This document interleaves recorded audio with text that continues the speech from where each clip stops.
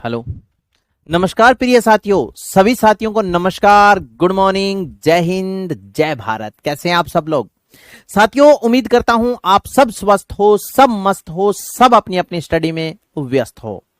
RWA परिवार में आप सभी प्रिय साथियों का हार्दिक स्वागत एवं अभिनंदन है और स्वागत करने के लिए तैयार है आपका बड़ा भाई, आपका दोस्त, आपका साथी, आपका सहयोगी दीनदयाल पारिक।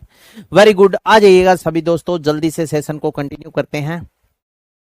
साथियों, इससे पिछली कक्षा में मैंने आपको पढ़ाया था राजस्थान के जलवायु खंड।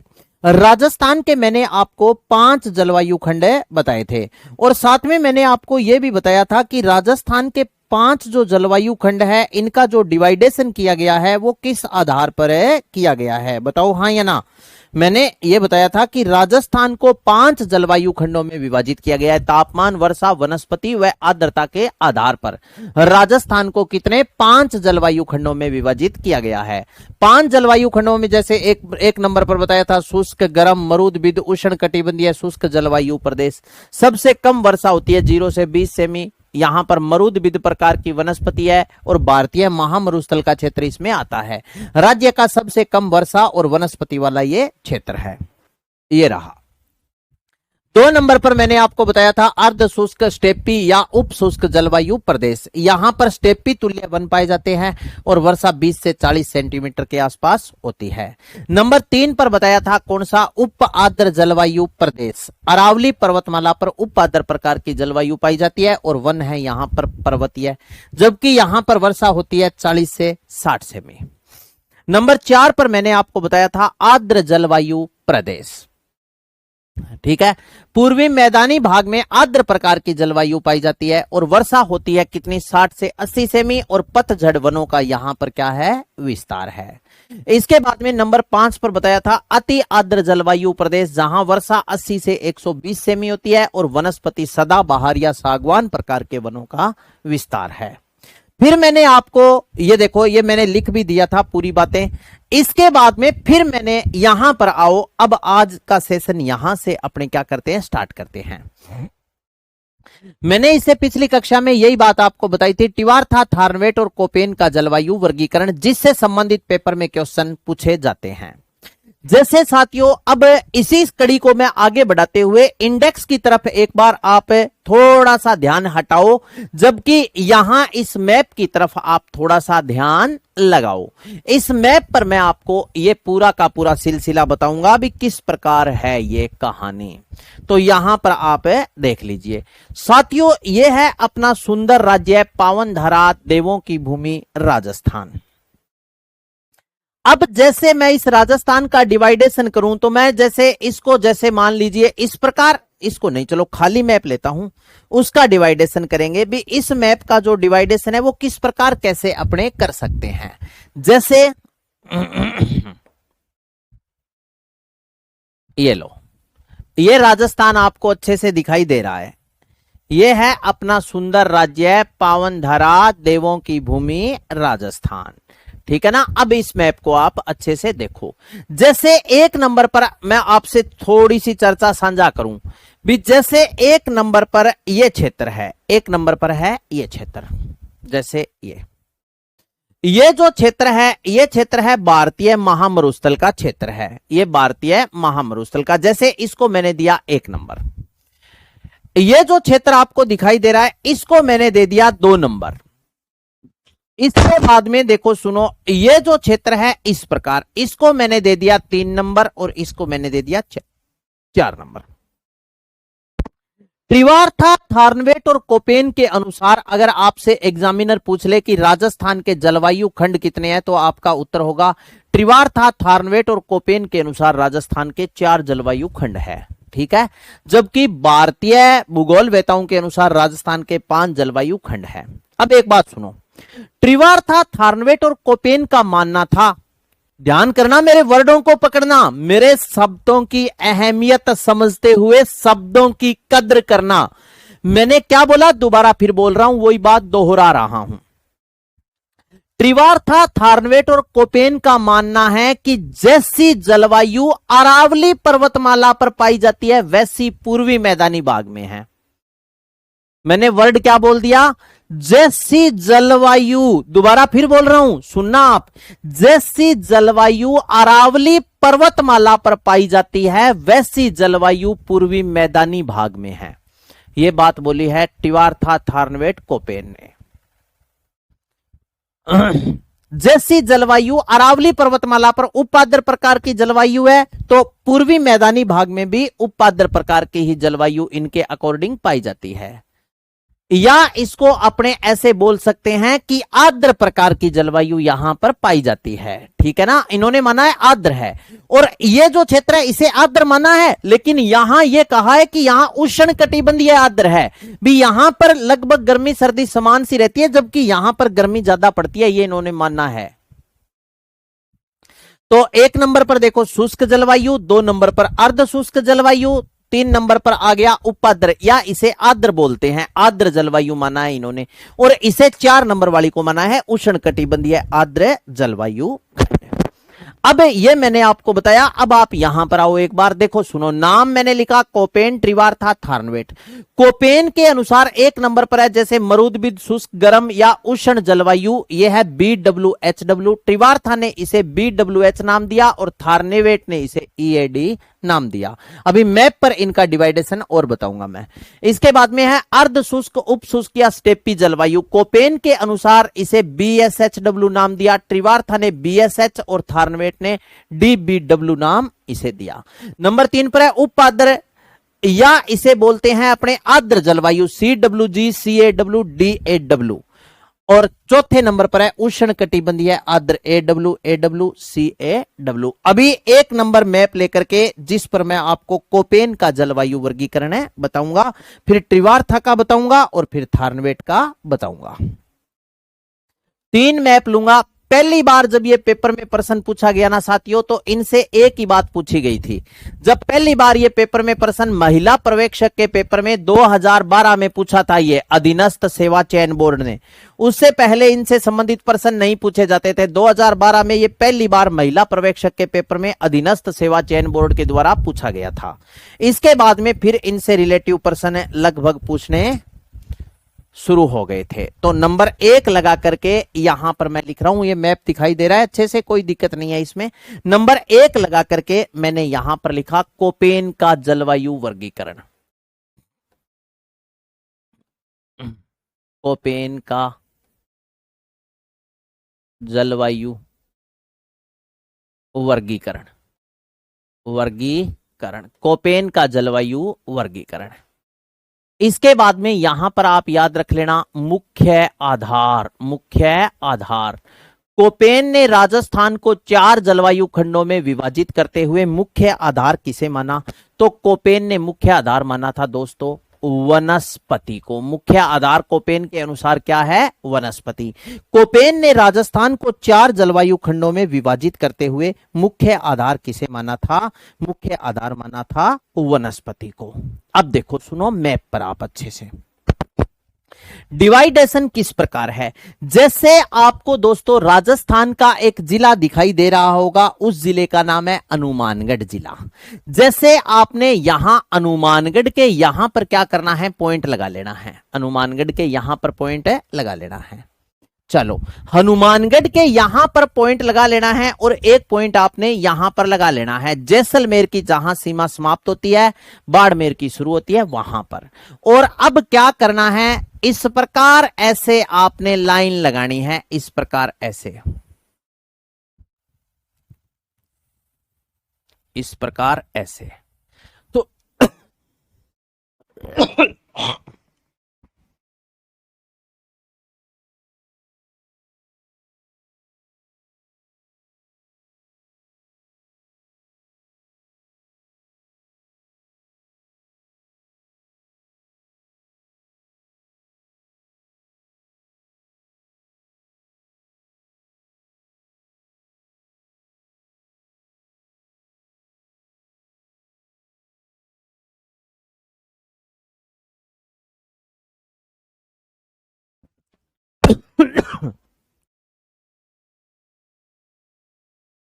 इस प्रकार ऐसे आपने क्या करना है? लाइन लगा लेनी है।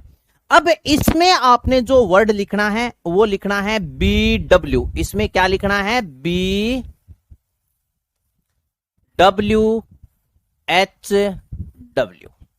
BWHW। इसका फुल नेम अभी मैंने आपको बताया था। इसका फुल नेम यहां पर मैं लिख रहा हूं। इसे बोलते हैं साथियों शुष्क या उष्ण, या इसको बोलते हैं मरुद्भिद,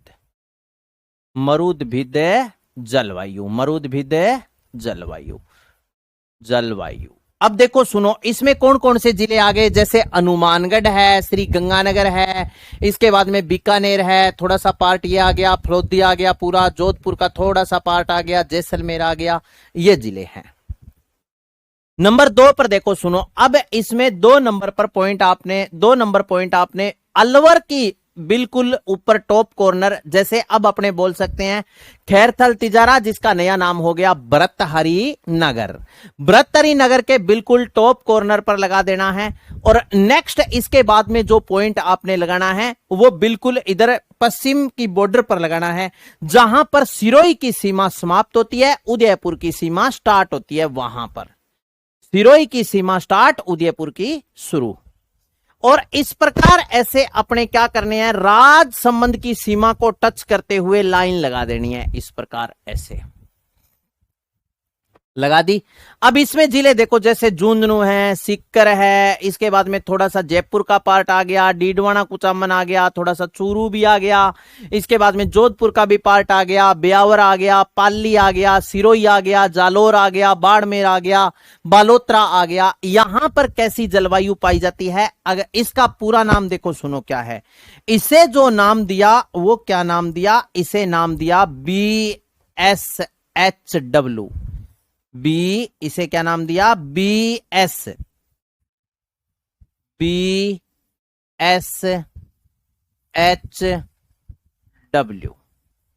अगर मैं आपसे पूछूं BSHW, अगर मैं आपसे पूछूं इसका फुल नेम क्या है, तो आपको डरने की जरूरत ही नहीं है। यह है साथियों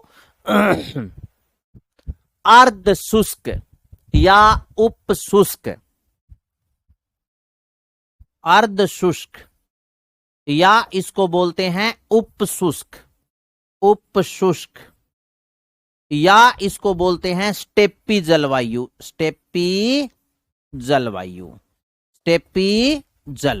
ठीक है, ये हो गया 1 नंबर, ये हो गया 2 नंबर। अब देखो सुनो, अब नंबर 3 पर कौन सा क्षेत्र आ जाएगा, वो फिर मोस्ट इंपोर्टेंट है।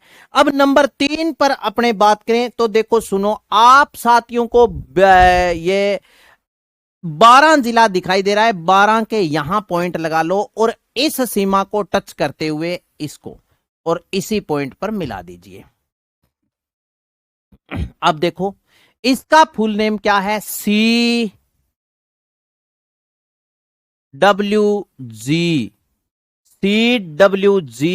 और ये है AW। ये कौन सा क्षेत्र है? AW। ये तो है साथियों, ये तो है आर्द्र जलवायु प्रदेश। नंबर 3 लगा करके लिख रहा हूं, देखो सुनो, ये कौन सा क्षेत्र है? ये तो है आर्द्र जलवायु प्रदेश। आर्द्र जलवायु, ठीक है। और ये जो क्षेत्र है इसमें नंबर 4 लगा के लिख रहा हूं, उष्ण कटिबंधीय आर्द्र जलवायु, उष्ण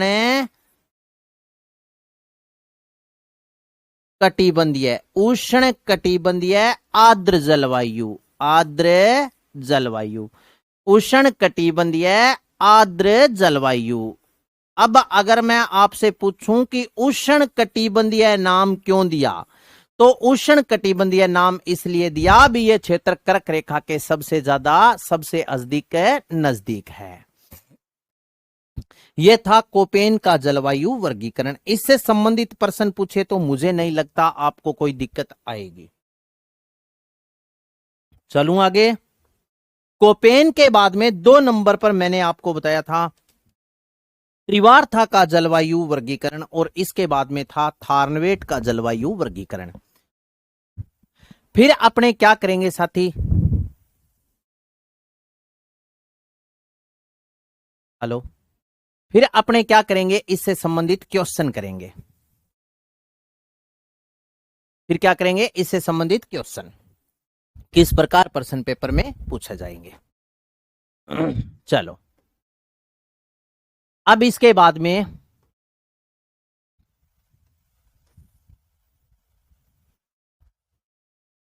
प्रश्न बताऊंगा, 3-4 क्वेश्चन, चिंता मत करना आप।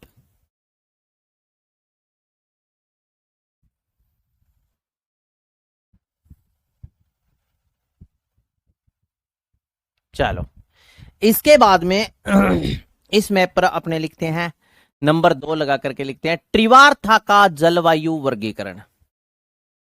त्रिवार त्रिवार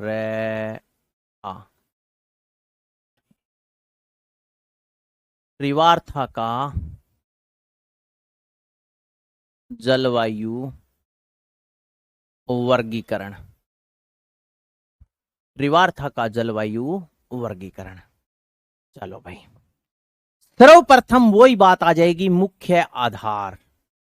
मुख्य आधार, मुख्य आधार, तो आपका उत्तर आ जाएगा। इन्होंने मुख्य आधार किसे माना, त्रिवार्था ने वनस्पति व वर्षा की मात्रा। मुख्य आधार आप याद रखना, वनस्पति, वनस्पति व वर्षा की मात्रा, वर्षा की मात्रा। मुख्य आधार किसे माना, कोपेन ने मुख्य आधार किसे माना था साथियों, वनस्पति। त्रिवार्था ने मुख्य आधार, त्रिवार्था ने राजस्थान को 4 जलवायु खंडों में विभाजित करते हुए मुख्य आधार किसे माना, अगर आपसे पूछ ले तो वनस्पति व वर्षा की मात्रा को। अब देखो डिवाइडेशन कैसे है साथियों। ये आपको यहां पर आपने क्या करना है, जिला देखना है श्री गंगानगर। श्री गंगानगर जिला देखना है, यहां से आपने स्टार्ट करना है। थोड़ा सा पार्ट, बिल्कुल ना के बराबर थोड़ा सा पार्ट गंगानगर का लेना है और इस प्रकार ऐसे मिला देना है, इस प्रकार ऐसे।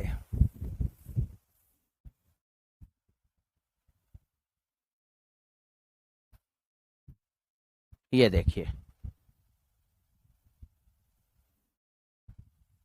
ये लो, ये आ गया। अब इसमें नाम लिखना है, वही बात, BWH लिखा था और यहां पर आपने क्या लिखना है, BWH।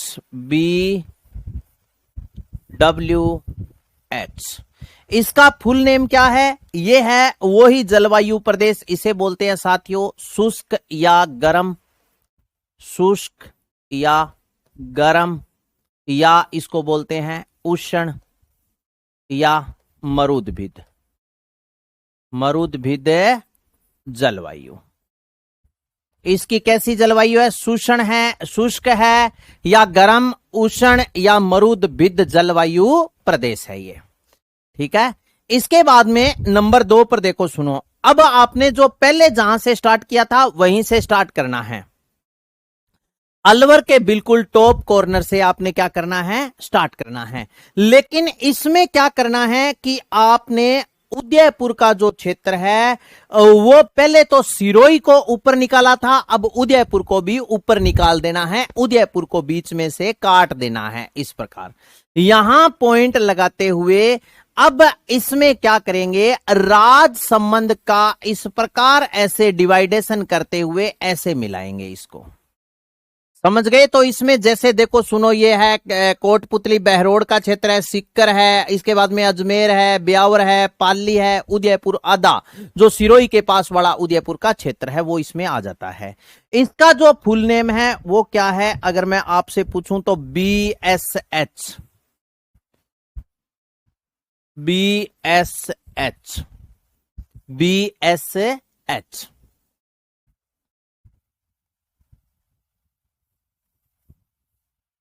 BSH और पूरा नेम इसका क्या है, तो आप याद रखना, यह है साथियों अर्धशुष्क, अर्धशुष्क या उपशुष्क, उपशुष्क या स्टेपी जलवायु, स्टेपी जलवायु। अर्ध शुष्क, उप शुष्क या स्टेपी जलवायु प्रदेश, ये है 2 नंबर। इसके बाद में 3 नंबर पार्ट सेम वैसे ही हो जाएगा जैसे पहले आपने किया था। यहां से स्टार्ट करना है और भीलवाड़ा में ये लाइन जहां मिले सीधी की सीधी मिला दो। अब ये जो ऊपर वाला क्षेत्र है इसका नाम क्या है? वहां तो CWG लिखा था, यहां आ गया CAW। क्या आ गया? CAW, CA apostrophe, sorry sorry sorry, CAW, CWG, CAW। और ये वही क्षेत्र है जिसका नाम है AW। ये तो है साथियों आर्द्र और ये है उष्ण कटिबंधीय आर्द्र। ये तो है आर्द्र जलवायु, आर्द्र जलवायु, आर्द्र जलवायु। और ये जो क्षेत्र है ये है उष्ण कटिबंधीय आर्द्र, उष्ण कटिबंधीय, उष्ण कटिबंधीय आर्द्र, उष्ण कटिबंधीय आर्द्र, आर्द्र। कोई दिक्कत नहीं है। त्रिवार्था का जलवायु वर्गीकरण। अब नंबर 3 पर एक मैप और लेते हैं जिसमें मैं आपको बताऊंगा थार्नेवेट का जलवायु वर्गीकरण है। ठीक है ना? अब फिर उसके बाद में अपने प्रश्न करेंगे, फिर ABCD का कुछ मतलब, यानी आज तक तो मीन पूछा नहीं है लेकिन फिर भी मैं आपको थोड़ा सा एडवांस जरूर पढ़ाऊंगा क्योंकि हो सकता है पूछ ले। हालांकि पूछने के बहुत कम, क्योंकि कंप्लीट राजस्थान ज्योग्राफी से ही दोस्तों आपके प्रश्न कितने का आएंगे? कंप्लीट सारी ज्योग्राफी में 8-9 क्वेश्चन 80, सही है नहीं? टॉपिक पढ़ांगा 20-22% 80, 8-9, लेकिन पढ़ने पड़ेंगे क्योंकि सिलेक्शन चाहिए तो पढ़ना पड़ेगा भी। एक टोकरियो नंबर तो एक टॉपिक मुंह कदी कौन मिला है, हाँ या ना? इधर उधर से थोड़ा थोड़ा थोड़ा थोड़ा कलेक्ट करना पड़ेगा, बूंद बूंद करके गड़ो भरी जैसे, यानी चलो। इसके बाद में देखो सुनो, नंबर 3 पर मैं क्या लिख रहा हूं, नंबर 3 लगा करके फार्नेवेट का जलवायु वर्गीकरण।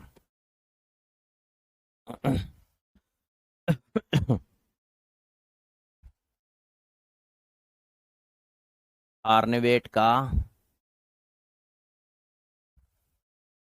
जलवायु वर्गीकरण, फार्नेवेट का जलवायु वर्गीकरण।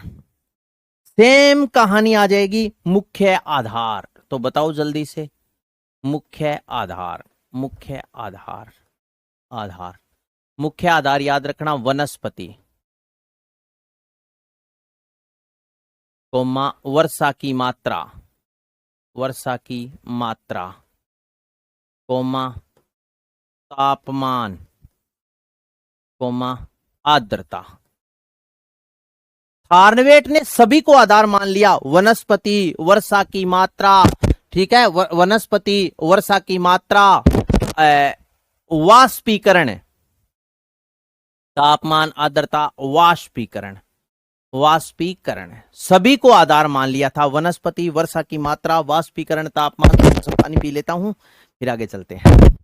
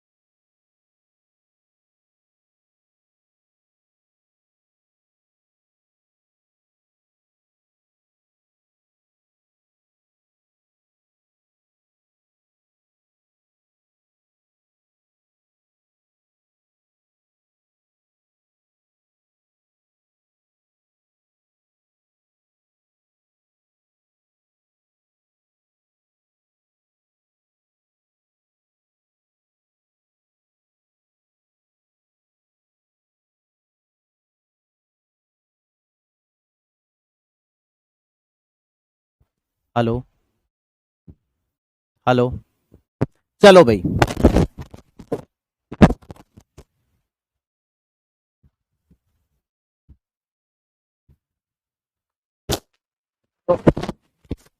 ये देखो सुनो, यहां पर अपने त्रिवार्था का जलवायु वर्गीकरण मुख्य आधार मैंने आपको बता दिया था। कोपेन का जलवायु वर्गीकरण हो गया, त्रिवार्था का जलवायु वर्गीकरण है, ये देखो मुख्य आधार। त्रिवार्था का जलवायु वर्गीकरण मुख्य आधार वनस्पति वर्षा की मात्रा, शुष्क गर्म उष्ण मरुदबीज जलवायु DBWH, अर्ध शुष्क या उप शुष्क स्टेपी जलवायु BSH। 3 नंबर पर देखो आर्द्र जलवायु प्रदेश CAW और AW। इसके बाद में फिर था थार्नवेट का जलवायु वर्गीकरण। थार्नवेट ने मुख्य, हेलो, अगर आपसे पूछ ले थार्नवेट ने मुख्य आधार किसे माना तो आपका उत्तर क्या होगा? मुख्य आधार किसे माना? वनस्पति वर्षा की मात्रा, तापमान, आर्द्रता, वाष्पीकरण। 1 नंबर पर देखो शुष्क या गर्म या मरुदबीज जलवायु EA''D, मिश्रित या स्टेपी जलवायु DBW, थोड़ा सा अलग नाम दे दिया। इसके बाद में DA''W आर्द्र जलवायु, और उसके बाद में उष्ण कटिबंधीय आर्द्र जलवायु CAW। फिर ऐसे पेपर में प्रश्न आएंगे, कोपेन के अनुसार हनुमानगढ़ गंगानगर जिले की जलवायु कैसी है? BWH। त्रिवार्था के अनुसार दक्षिणी राजस्थान डूंगरपुर बांसवाड़ा झालावाड़ की जलवायु कैसी है? AW। थार्नवेट के अनुसार अधिकांश राजस्थान की जलवायु कैसी है? तो DA''W प्रकार की जलवायु है। यह था त्रिवार्था, थार्नवेट और कोपेन का जलवायु वर्गीकरण। अब साथियों नेक्स्ट मैंने आपसे ये वादा किया था कि मैं इनके कुछ वर्डों का मीन आपको जरूर बताऊंगा भी, जैसे ABCD इनका उपयोग किस आधार पर और कैसे किया गया, तो ये बात अभी मैं आपको बता रहा हूं। अब यहां तक की सारी बात आपके समझ में आई तो एक बार आप मुझे दिल भेज करके सूचित कर दें दोस्तों, फिर मैं आगे की बातें आपको बताने जा रहा हूं। इसके बाद में अपने हेडिंग डाल लेंगे प्रमुख तथ्य। प्रमुख है तथ्य, प्रमुख तथ्य, प्रमुख तथ्य। प्रमुख तथ्य में जैसे ए का मतलब क्या है? उष्ण कटिबंधीय आर्द्र जलवायु। जैसे 1 नंबर पर लिख देंगे, कैपिटल ए लिखा था अपने बड़ा ए, इस बड़े ए का मतलब है उष्ण कटिबंधीय, उष्ण कटिबंधीय,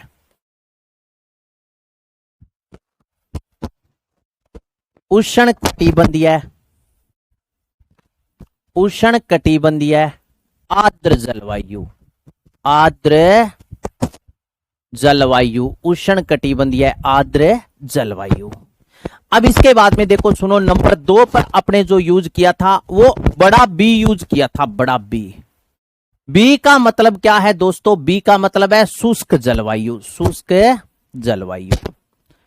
लेकिन इस बी के बाद में एक तो आपने यूज कर लिया था BWHW और एक है S।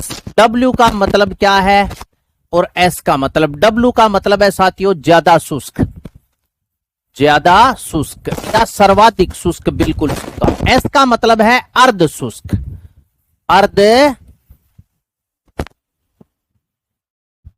अर्ध शुष्क, अर्ध शुष्क। इसके बाद में अपने यूज किया था नंबर 3 पर सी। सी का मतलब क्या है आपसे पूछ ले तो सी का मतलब है समशीतोष्ण, समशीतोष्ण। सम का मतलब होता है शीत ऋतु और उष्ण ऋतु, शीतोष्ण। सम का मतलब होता है शीत ऋतु और उष्ण ऋतु क्या रहती है? समान। गर्मी और सर्दी इसमें क्या रहती है? बराबर। डी का मतलब है अपने एक यूज किया था बड़ा डी। डी का मतलब है शीत शीतोष्ण, शीत शीतोष्ण, शीत शीतोष्ण। इसका मतलब होता है शीत, थोड़ी सी सर्दी क्या पड़ती है? ज्यादा पड़ती है। शीत और उष्ण समान, जबकि थोड़ी सी सर्दी ज्यादा। इसके बाद में जैसे अपने यूज कर लिया था छोटा एच। इसका मतलब क्या है? जहां वर्षा 20 सेमी या इससे थोड़ी ज्यादा हो, जहां वर्षा, वर्षा 20 सेमी या इससे थोड़ी ज्यादा हो, थोड़ी ज्यादा हो, ज्यादा हो। जहां वर्षा 20 सेमी या इससे थोड़ी ज्यादा हो। इसके बाद में है नंबर 6 पर अपने यूज किया था जी। जी का मतलब क्या है? वर्षा से पहले गर्म मौसम, वर्षा से पहले गर्म मौसम, गर्म मौसम। यह है राजस्थान के जलवायु खंड और जलवायु इनके प्रमुख है मीन। इतने याद कर लेना साथियों, बहुत है। भगवान ने सब कुछ सामान्य रखा तो इसमें पेपर में, इससे संबंधित पेपर में क्वेश्चन आ जाएगा। इससे आगे क्वेश्चन पूछे जाने के चांसेस बहुत कम है। अब इससे भी आगे पूछ लिया जाए तो फिर चिंता ना करियो, फिर था नहीं को नहीं आवेगो कि नहीं और नहीं को नहीं आवे।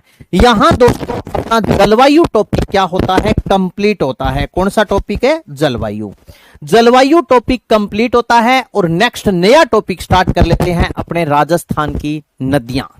बहुत ही इंपॉर्टेंट टॉपिक है राजस्थान का अपवा तंत्र, जिसे अपने बोलते हैं ड्रेनेज सिस्टम। राजस्थान का अपवा तंत्र को क्या कहते हैं, ड्रेनेज सिस्टम कहते हैं। और इस अपवा तंत्र में 3 टॉपिक पढ़ेंगे, एक तो राजस्थान की नदियां, एक झील और एक सिंचाई परियोजना। तो समझे मेरी बात। आगे अपने हेडिंग डालते हैं।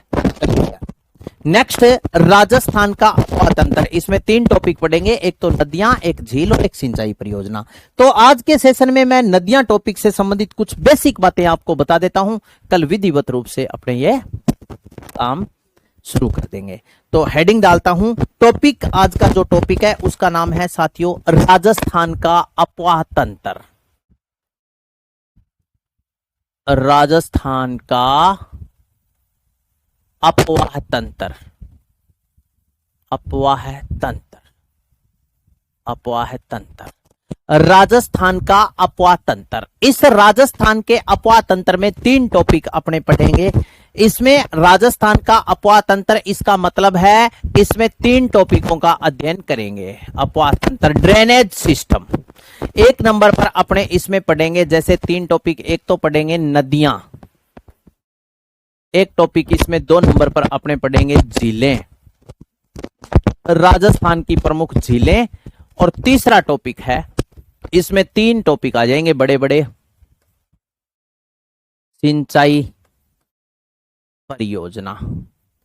तो अपवा तंत्र, इसमें राजस्थान की नदियां, झीलें और सिंचाई परियोजनाओं का अध्ययन करेंगे। तो 1 नंबर पर अब अपने सेशन स्टार्ट करते हुए सर्वप्रथम बात कर लेते हैं। नंबर 1 लगा करके मैं लिख देता हूं साथियों, राज्य की, राजस्थान की प्रमुख नदियां। राजस्थान की प्रमुख नदियां, राजस्थान की प्रमुख है नदियां। 1 नंबर पर पढ़ेंगे, राजस्थान की प्रमुख है नदियां। साथियों कोई भी टॉपिक शुरू करते हैं, मैं अक्सर आपसे एक छोटी सी बात साझा करता हूं। मैं अक्सर आपसे एक छोटी सी बात साझा हमेशा करता हूं कि कोई भी टॉपिक स्टार्ट करें तो आपको क्या आनी चाहिए, उसकी परिभाषा आनी चाहिए। बताओ हाँ या ना, सही है बात या मेरी गलत बात है, बताओ भाई दोस्तों, सही है ना। भी कोई भी टॉपिक स्टार्ट करते हैं सर्वप्रथम आपको उसकी परिभाषा आनी चाहिए। मैं मान लो सारा टॉपिक पढ़ा दूं, आपको यही पता नहीं है नदी कहते किसे है, तो बताओ मेरा पढ़ाना व्यर्थ है, आपका पढ़ना ही व्यर्थ है। बताओ हाँ या ना। सर्वप्रथम आपको यह पता होना चाहिए कि नदी होती क्या है, नदी किसे कहते हैं।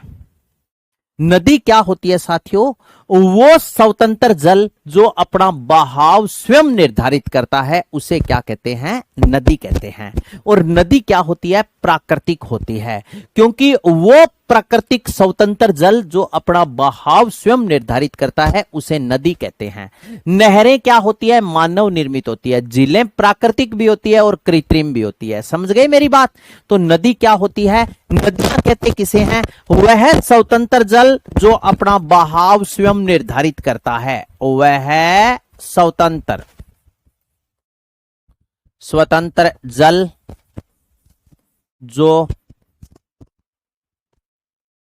अपना बहाव स्वयं निर्धारित करता है, स्वयं निर्धारित करता है। ठीक है ना। वह स्वतंत्र जल जो अपना बहाव स्वयं निर्धारित करता है उसे क्या कहते हैं, नदियां। ठीक है।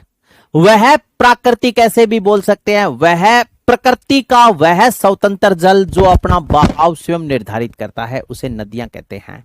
नेक्स्ट बात याद रखना साथियों, नदियां क्या होती है, प्राकृतिक होती है। ठीक है। वह प्राकृतिक जल ऐसे लिख सकते हो आप, वह स्वतंत्र जल, एक ही बात है। या अपने ऐसे लिख सकते हैं, या लगा करके मैंने लिखा वह वह प्राकृतिक जल जो अपना बहाव स्वयं निर्धारित करता है उसे क्या बोलते हैं? नदियां बोला जाता है। बताओ कोई दिक्कत? भी नदी को खोद के ले होगे। अब जैसे आप पूछ ले हो ना, गंगा नदी हिमालय से निकलती है, गंगा को कौन लेकर के आया था? कि जी भागीरथ लेकर के आया था। तो भागीरथ जैसे उसको खोद कर थोड़ी, ये किंवदंती है, ठीक है। गंगा नदी स्वतंत्र जल है, पहाड़ों से निकलती है, ठीक है। वो स्वतंत्र जल पहाड़ों से निकलने वाला, या ऐसा पहाड़ पूड़ याद नहीं रखना अपने को, ठीक है ना। इतना पता होना चाहिए कि प्राकृतिक का वह स्वतंत्र जल, वह प्राकृतिक जल जो अपना बहाव स्वयं निर्धारित करता है, उसे नदियां कहते हैं। अब तो एक एक बाल्टी पानी डाल के नदी बना सकोगे? नहीं। नहर क्या होती है? कृत्रिम होती है, मानव निर्मित होती है। नहर मानव के द्वारा बनाई जाती है। चलो नेक्स्ट आ जाओ। अब अपने बात करेंगे राजस्थान के संदर्भ में। साथियों मैं आपसे पहला ही प्रश्न यह साझा करूं कि राजस्थान नदियों के बहाव के अनुसार राज्य के अपवाह तंत्र को कितने भागों में विभाजित किया जाता है? तो आपका उत्तर क्या होगा? नदियों के बहाव के अनुसार राज्य के अपवाह तंत्र को कितने भागों में विभाजित किया जाता है? 1 2 3 4 5 6 लिख दो जल्दी से। नदियों के बहाव के अनुसार राजस्थान के अपवाह तंत्र को कितने भागों में? 3 भागों में विभाजित किया जाता है। कैसे? वो आपको अभी बता रहा हूं। तो सुनो, लिखो साथियों, नदियों के बहाव के अनुसार, नदियों के बहाव के अनुसार नदियों के बहाव के अनुसार राज्य के अपवाह तंत्र को, राज्य के अपवाह तंत्र को, राज्य के अपवाह तंत्र को नदियों के बहाव के अनुसार राज्य के अपवाह तंत्र को 3 भागों में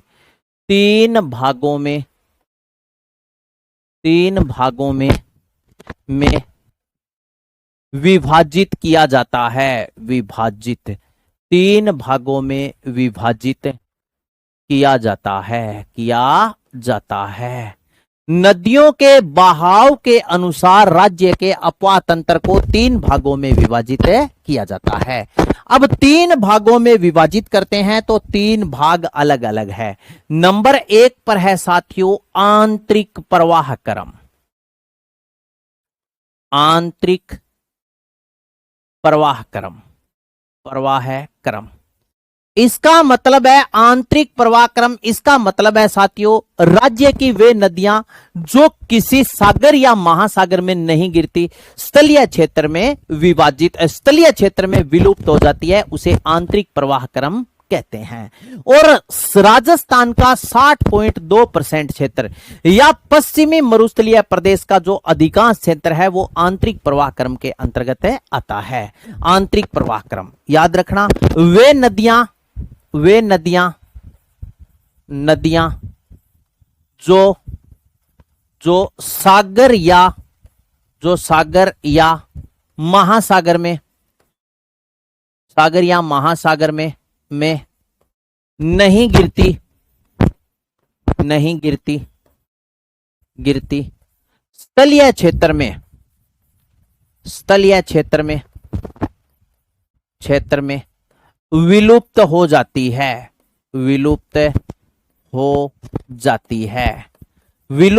जाती है, उसे बोलते हैं दोस्तों आंतरिक प्रवाह क्रम। इसमें आप याद रखना राज्य का क्षेत्र,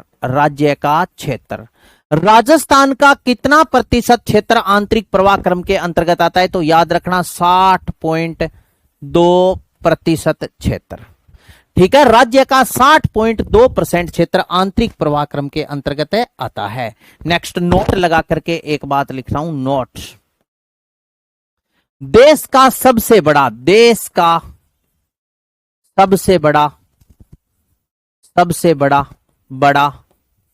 आंतरिक प्रवाह क्षेत्र, आंतरिक या अंतः प्रवाह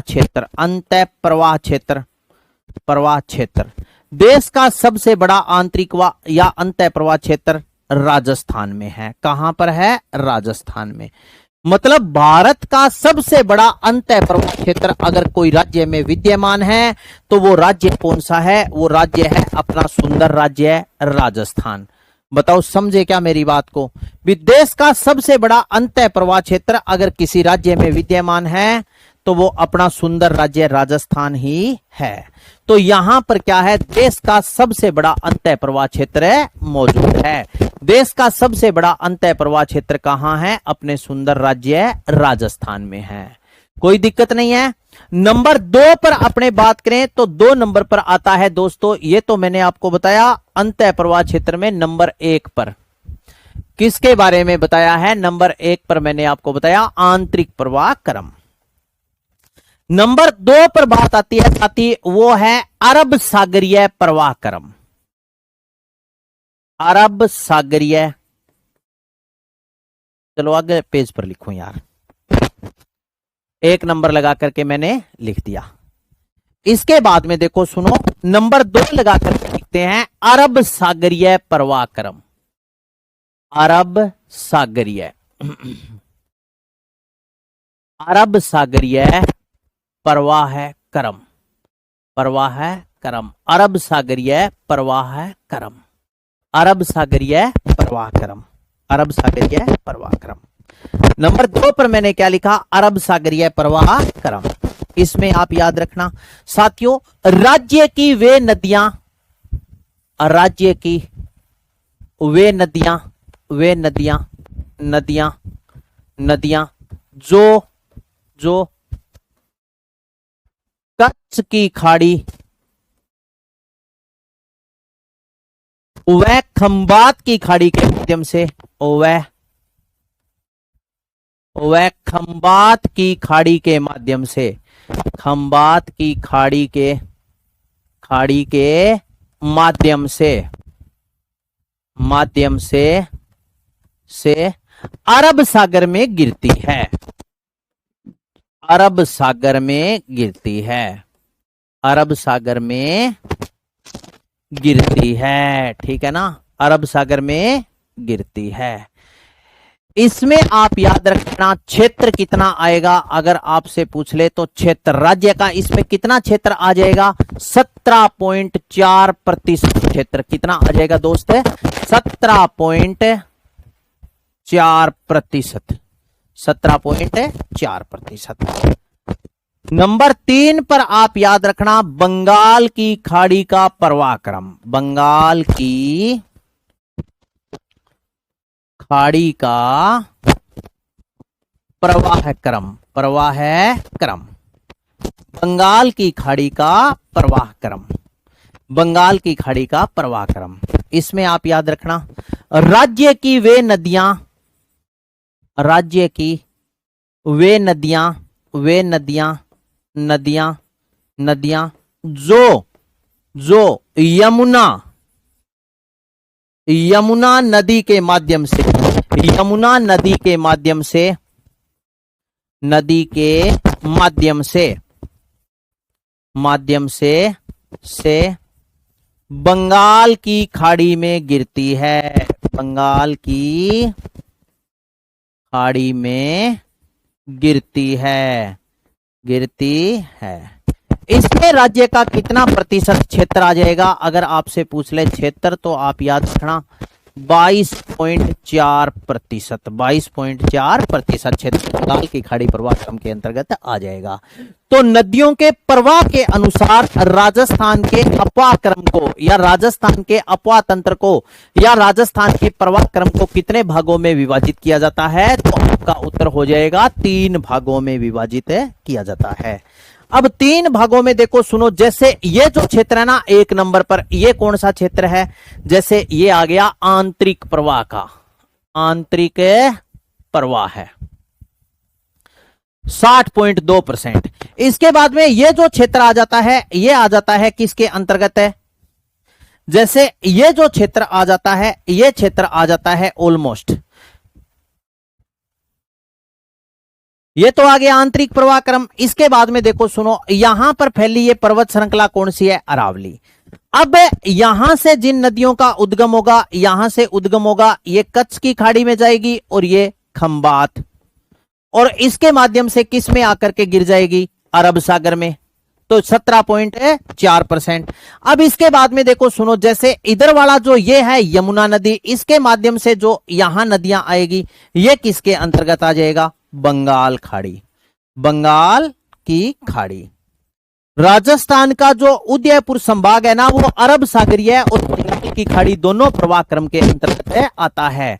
उदयपुर संभाग की बहुत सी नदियां ऐसी है जो अरब सागर में गिरती है, बहुत सी नदियां ऐसी है, जैसे अजमेर संभाग की भी नदी है, लूणी नदी है, हाँ ये ना, ठीक है ना, हाँ। तो यहां पर देखो बंगाल की खाड़ी और ये मैंने आपको बताया अरब सागर। अब इसके बाद में नेक्स्ट जल विभाजक रेखा, आपको पता है क्या किसको माना जाता है, अरावली पर्वतमाला को। आपसे पूछ लिया जाए ना कि जल विभाजक रेखा के अनुसार राजस्थान के अपवाह तंत्र को कितने भागों में विभाजित किया जाता है, तो आपका उत्तर क्या होगा, जल विभाजक रेखा के अनुसार राजस्थान के अपवाह तंत्र को विभाजित करते हैं 2 भागों में। एक तो है साथियों जल विभाजक रेखा माना जाता है अरावली पर्वतमाला को, इसके अकॉर्डिंग अरब सागरीय और बंगाल की खाड़ी, वो मैं आपको कल बताऊंगा। आज तक का यहां की सारी बातें आपके अच्छे से समझ में आई होगी। ऑल द बेस्ट साथियों, मिलते हैं ब्रेक के बाद, तब तक के लिए आप सभी को राम राम।